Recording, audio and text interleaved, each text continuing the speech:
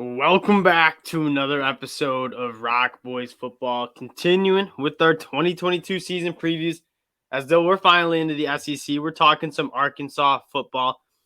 How fast Sam Pittman has been able to turn this program around and make Arkansas a force in the SEC and the SEC West has been absolutely incredible.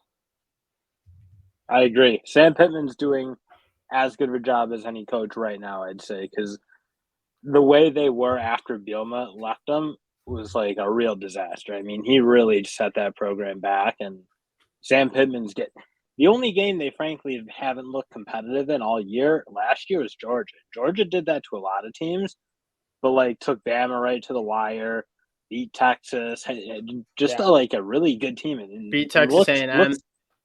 looks like they belong now, frankly.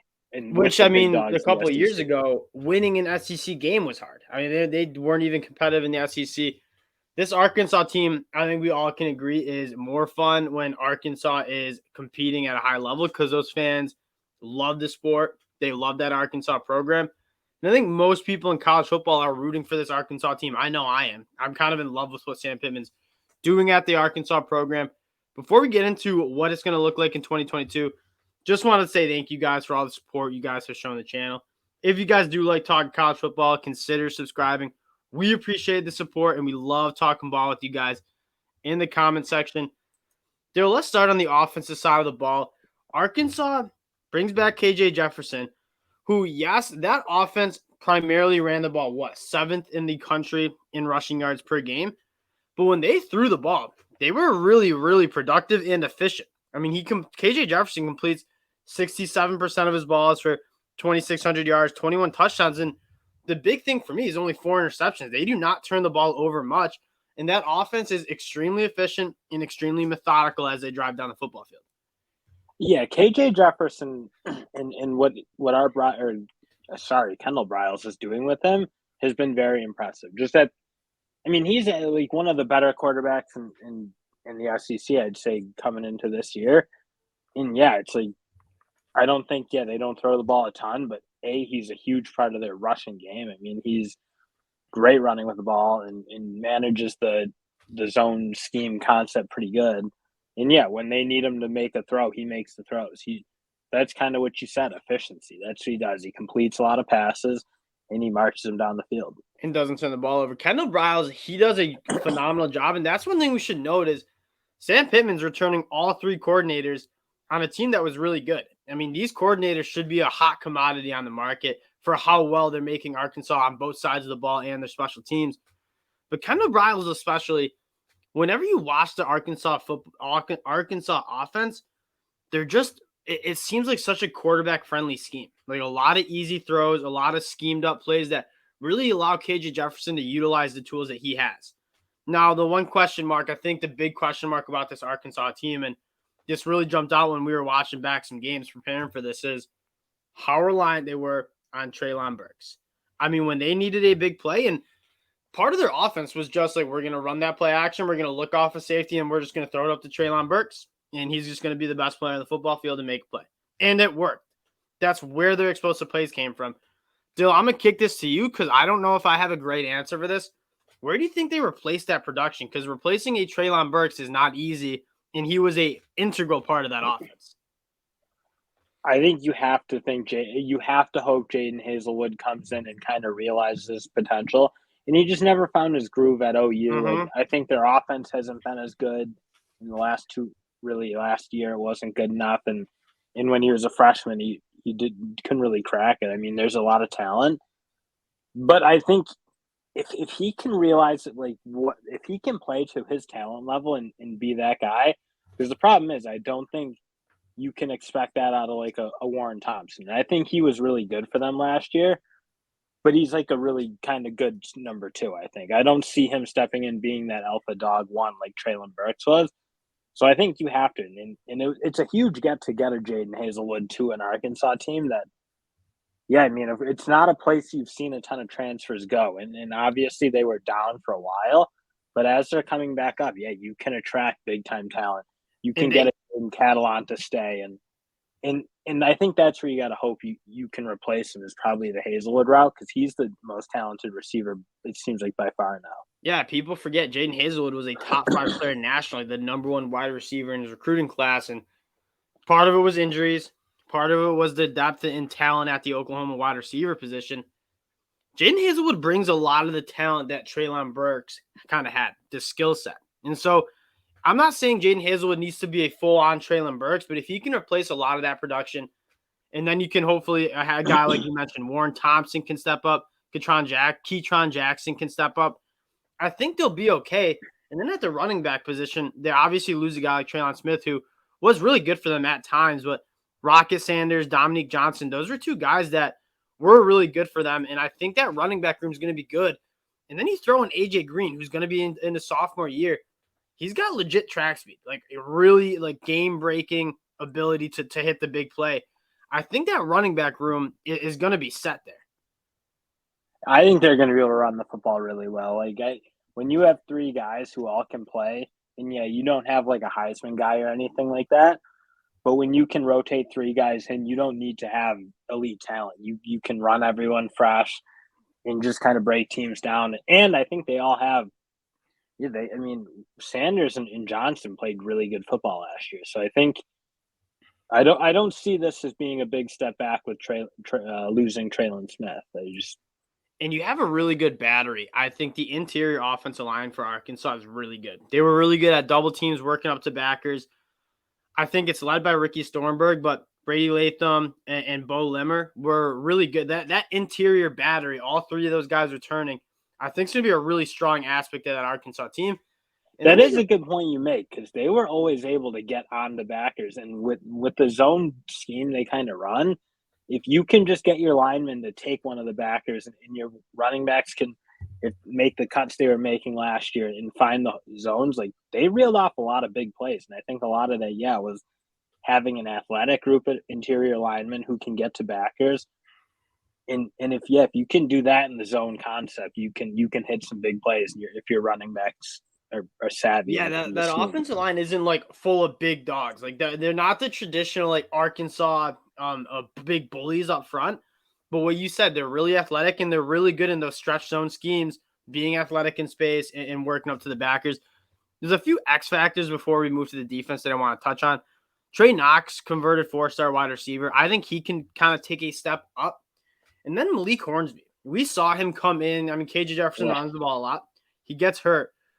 Malik Hornsby not necessarily showed that he's a great game manager and quarterback. You saw him panic a couple times, run really far behind the line of scrimmage. He has that game-breaking speed, though. He might be the fastest player on this Arkansas team. And if you can find him just some touches, some creative touches for him to get on the edge and use that speed, I think he could bring some plays to you. And then Matt Landers, who started his career at Georgia, he goes to you shaking your head at me? Matt Landers is a stud. Goes to Toledo. He averaged 25 yards a reception last year at Toledo. And then he comes back to Arkansas. He's a 6'5" burner vertically. He could be a guy that could throw in some more explosive plays too, especially when you're thinking about guys that can replace Treylon Burks, who can make catches vertically downfield.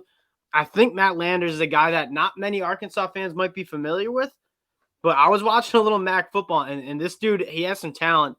I think he'll be able to fit in at some point on that offense. Fine, we'll hold you to it. This guy that I've never heard of and coming out of the MAC, well, yeah, we'll see if he's great. Maybe he can be. It'd be huge for Arkansas if they can get a guy like that. Just keep an eye on him, man. Just keep an eye on him. They did get kind of gutted at their offensive, or especially in their wideout room. So they're losing 2 really good guys with Morris and Treylon, obviously. So. And a lot of you can get one of those guys to get rolling. Like, that'd be really nice. I mean, their leading receiver returning is Warren Thompson at 300 yards. It's a guy that I like, but just not a lot of actual productive experience. The defense was very, very solid. 26 in points per game, 26 in scoring. Like, they were a solid defense. A little bend but don't break, I feel like. And they lose some guys specifically up front. But I actually really like some of the guys they brought into the transfer portal deal. Let's start on the defensive line. We watched a few games back.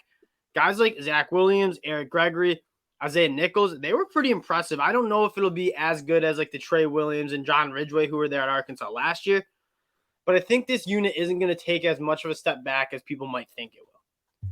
Yeah, and at the end of the day, it's like they don't use their defensive linemen to Mm-mm. make a ton of plays. Like Trey Williams, I think at a different school could have been really productive on the Yeah. edge, but just the way they play that 3-man down line, I think when you do that, you're not looking for your defensive line to be dominant. Like you want to be tough and not get pushed around, which I think they do an okay job with. But they're going to maybe making their plays with their linebacker room at the end of the day. That's how they scheme it to work. When and this was something I want to see more of. When they want to bring pressure, they'll send the backers, and their backers are good at making some plays behind the line of scrimmage. I want to see more of that. And a guy that I think is going to be an interesting guy to keep an eye on is Drew Sanders, who a top 30 recruit nationally as an athlete. He comes into Alabama 6'5", 240 pounds. He's just a good athlete. They didn't really know where to put him. They stick him at linebacker. That Alabama linebacker room is just so deep. He transfers to Arkansas. He's a guy that I think sneakily can come off the edge. Like, he's got long arms, he's explosive, and he's strong. I'm very interested to see where Drew Sanders kind of fits into that defense. They haven't slotted Drew him yet. Sanders is a perfect fit for that, like, off defense Arkansas plays. Because, again, yeah, I think I'm with you. He's athletically gifted to, I think, rush the passer, play defense in space. So I think when you're playing that more of a unstructured 3 down lineman and moving your linebackers around, which I think is what they were doing most of the year last year, I think that sets up better for a Drew Sanders than the Alabama defense that is typically really structured. You play kind of the same 4-2 scheme every down with the. And I think Drew Sanders might actually function a little better in that unstructured, allow him to do different things, because that's probably the good part of his game is versatility. Like a really good athlete, Yeah. but also tough in the box.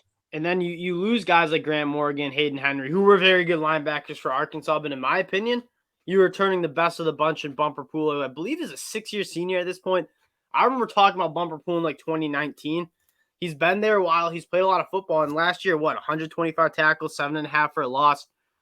Drew Sanders and Bumper Pool, probably one of the better linebacker duos in the SEC there, I would think. Yeah, I mean, Drew Sanders, like, some of the transfers they've been able to bring in are, like, huge. Because you're right, they did lose a lot on defense and a fair amount on offense. And, yeah, when you bring in Drew Sanders in, Landon Jackson, I almost want to see him because everyone kind of remembers that recruiting video. Then he's like the top DN, but then he's hitting the bags like he's never played football in his life. But I don't know who's the guy's got some level of talent. He was obviously a huge get for LSU. 6'5", 265.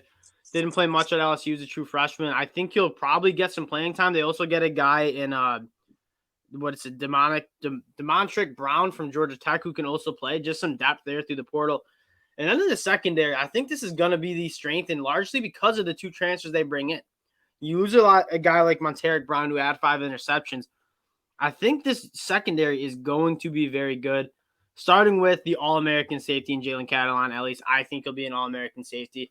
The kind of do-it-all guy who he can play like that center field safety spot, but he also can walk up in the box and be a playmaker there, get behind the line of scrimmage. I love everything about Jalen Catalon's game. He's just got to stay healthy. Yeah, no, I that's like a huge thing to get him back because I thought there was no way in a weaker safety class he was going to stay at Arkansas, and he did. So that's part of what huge to get him back. These guys want to still play for Arkansas. This program has so much optimism around it. Then you go out and get Latavius Brittany, who started 12 games for Georgia last year. That safety group is going to be one of the better safety groups in the SEC as well. So you have a really good linebacker group.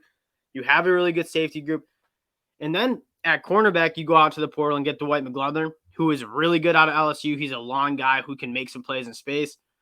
I like the talent in the secondary and that linebacker unit. Yeah, and Ladarius Bishop is like great. I don't know why people don't put more respect on his name. If you watch him last year, bigger, longer, athletic corner, it was pretty sticky. So I don't know why he does. I think he deserves way more respect than people in Arkansas are giving him. Yeah, I think this is a talented team that Vegas has at 7.5 wins. They don't necessarily love Arkansas, and I think a lot of it isn't that you don't love Arkansas as a team. You don't love their schedule. Their schedule is very, very tough.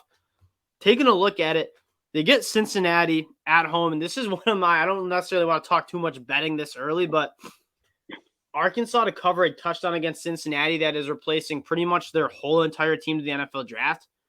I really like that. I mean, you have your veteran quarterback. You're at home against a team that has to replace so much people. I like that. I like him against South Carolina at home as well. And then you have Missouri State. Dill, do you know who the coach of Missouri State is right now? God, no. Bobby Petrino. He's coming. He's coming back to Arkansas. So you get a little you're not going to overlook Missouri State because you know who's coaching. So they're going to want to pound him into the ground, no doubt. Yes, absolutely. And then you get, Texas A&M on the road, actually in AT&T Stadium at Arlington, Texas. Beat them last year there. That'll be a good one. Alabama, Mississippi State, and at BYU. That is a tough little stretch there. If they can win kind of a brutal out of conference schedule, honestly. Like BYU and Cincy, not easy. And Liberty. It is a tough out of conference schedule, but on the road at BYU is going to be a really big game. If they can come out of this 4-game stretch, maybe 2-2, even if you drop Texas A&M and Bama, and you beat on the road at Mississippi State, on the road at BYU, and you head into your second half of your schedule at 5-2, you got to be feeling pretty good about that because the second half of the stretch, they can run the table. On the road at Auburn, they don't know who's their quarterback. Liberty doesn't have Malik Willis. I don't think they'll be nearly as good. LSU at home. LSU has a lot of question marks. Ole Miss at home, and then on the road at Missouri. I do not think it's crazy to go 10-2 here. I mean, I think a 9-win season for Arkansas with this schedule is a really good year, personally. And I can see it. It's a tough schedule, but I mean, there's probably two teams that I wouldn't pick Arkansas to beat, and that's Texas A&M if they have a good quarterback, which is a question mark, and then Alabama, obviously, even though they're at home. And outside of those teams, maybe BYU on the road, and then maybe LSU and Ole Miss. But Arkansas has teams that can bang with all those teams, and I think a 10-2, 9-3, 8-4. If you continue that, and that's what we're talking about, the expectation in Arkansas isn't 6-6 anymore. It isn't just to get to a bowl. It is to compete in the SEC West and have a 10-win season. That is what Sam Pittman demands out of that program, and that's why you got to be excited about Arkansas football in the future. And that's the way they're playing. It's not crazy. I mean, they're playing really good football. Banging with the best when team. You're getting back a KJ Jefferson, most teams would take him in a heartbeat as their starter. When did Arkansas ever have a quarterback who you thought could even play at a reasonable level? It's the whole thing's shifted with them. They look athletic. They're not tested in that way anymore. They just look like they can play with anyone, I think. Yep, and I agree. As a football fan in general, I'm just so excited for this Arkansas team. I think everyone's ready for a little turnover in the SEC. We're all sick of Alabama. We're all a little sick of Georgia now. It's and Arkansas is one of those teams that's knocking at the door. That's one of those teams that if you're picking a team to break through, it's either A&M or Arkansas. Both those teams can make and it they happen. Got old Jerry Jones backing them financially, which doesn't hurt in the NIL era. Yeah, exactly. That'll do it for our Arkansas football 2022 season preview. Again, if you guys like the content, consider subscribing. It means a lot to the fellas. And again, let us know in the comment section what you think about this team. We'll talk to y'all later. Peace.